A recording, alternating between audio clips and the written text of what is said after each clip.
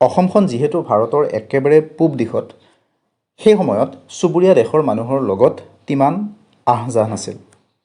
সেইবাবে ৰজাই ভাবিছিল আমাৰ দেশ যাতে আন দেশতকৈ পিছ পৰি নাথাকে, তাৰ কাৰণে কি কৰিছিল, কিছুমান বিশেষ কামত পাকৈত লোকক অসমলৈ লৈ আনিছিল সময়ে সময়ে। কিন্তু এই যে আন ৰাজ্যৰ পৰা অনা হৈছিল বিশেষ দক্ষতা থকা মুছলমানসকল, তেওঁলোকনো কোন কোন আছিল?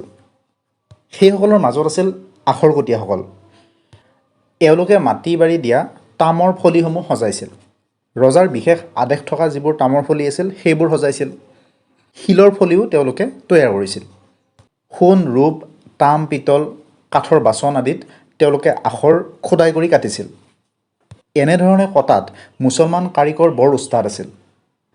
যিবোৰ অতি ওখ স্তম্ভ আছিল আৰু দেৱাল আছিল, সেইবোৰৰ গাত তেওঁলোকে আখৰ কাটিব পাৰিছিল।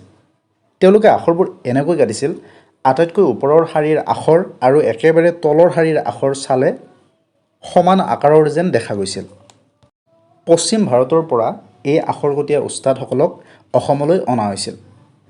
তেওঁলোক আৰু তেওঁলোকৰ সন্তানসকলে সেই আখৰকটীয়া কাম কৰিয়েই জীৱন নিৰ্বাহ কৰিছিল।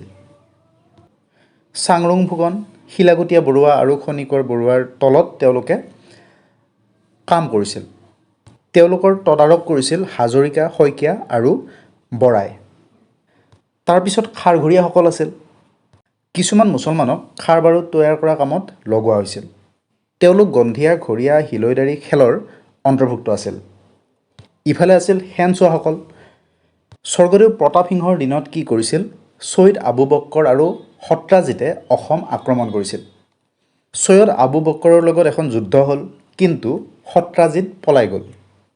সেই সময়ত তেওঁলোকৰ বহুতো নাও আৰু মানুহ ৰজাই হস্তগত কৰিলে। সেই ধৰি অনা নাৱত বহুতো সৰু সৰু শেন চৰাই আছিল আৰু সেই শেন চৰাই প্ৰতিপালন কৰা আৰু প্ৰশিক্ষণ দিয়া মানুহ আছিল তাত।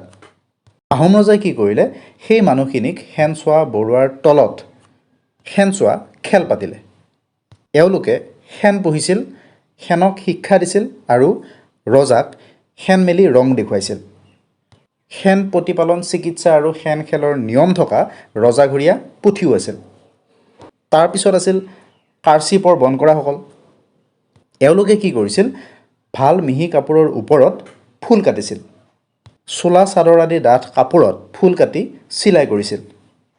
তেওঁলোকে ভাল ভাল সোণ, ৰূপ, গুণাৰে ফুল লতা বাছি বেজীৰে সি কাৰ্চিপাৰ কাপোৰ তৈয়াৰ কৰিছিল।